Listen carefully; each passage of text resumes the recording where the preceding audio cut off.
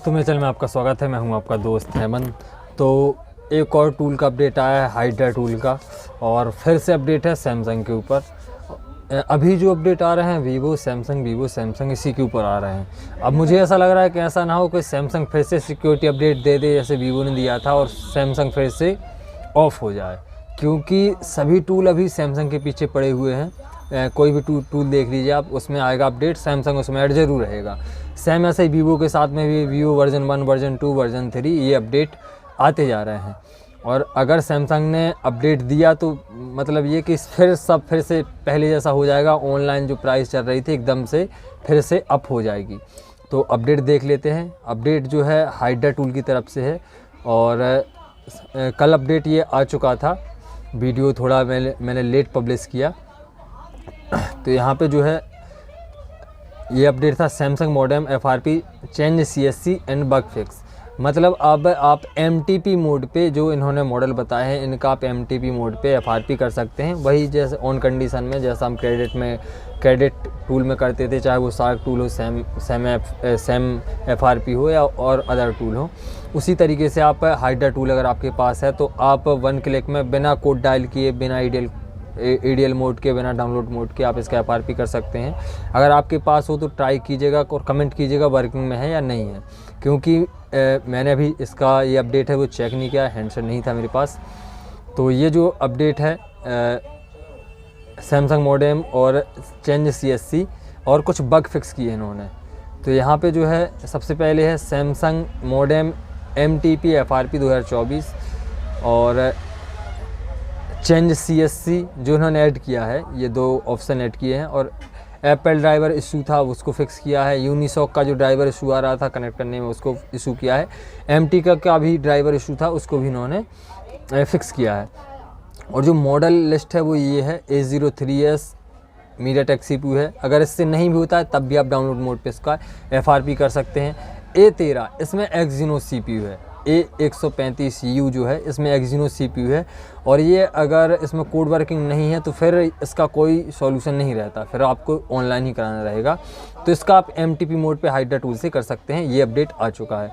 और Samsung A14 5G ये भी आप MTP मोड पे कर सकते हैं। A50, A51, S21, S21 plus, और कुछ यहाँ पे जो है जैसे Fold 3 हो गया, S23 अल्ट्रा हो गया, ये Qualcomm CPU है।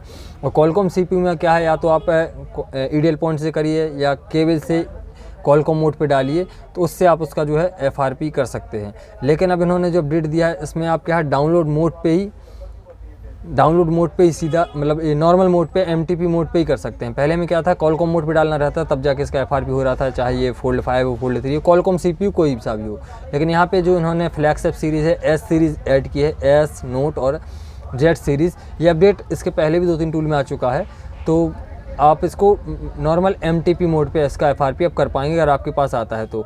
हालांकि अगर ये हैंडसेट आपके पास कोई भी आते हैं, जो मैंने आपको ये लिस्ट है आप स्क्रीनशॉट ले सकते हैं, या मैं GSM फोरम की जो अपडेट आया है उसका मैं डिस्क्रिप्शन में लिंक दे दूंगा, वहाँ से आप चेक कर लीजिएगा।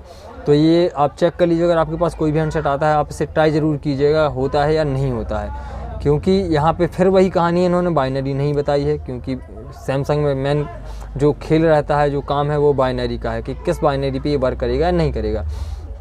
वैसे यहाँ पे अगर ये देखा जाए तो A03s में तो हालांकि अपडेट अब नहीं आएगा, लेकिन A14 में अपडेट आएंगे, और A50 में भी अपडेट नहीं आएगा आप, क्योंकि बहुत पुराना हैंडसेट होगा। A13 में अपडेट आएगा, A14 में अपडेट आएगा। और बाकी जो ये हैं Fold 3 से लेके Fold 4 से लेके और Fold 5 तक, इनमें तो सिक्योरिटी अपडेट आएंगे। 4 साल तक का अपडेट दिया है उन्होंने, तो इसमें तो जैसे अपडेट आएगा कहानी चेंज हो जाएगी। लेकिन यहाँ पे जो है A50 और A03s इसमें अपडेट नहीं आएंगे, और A50 और A03s आप इसको डाउनलोड मोड पे भी कर सकते हैं। तो मतलब अपडेट खास भी है और ख़ास भी नहीं है।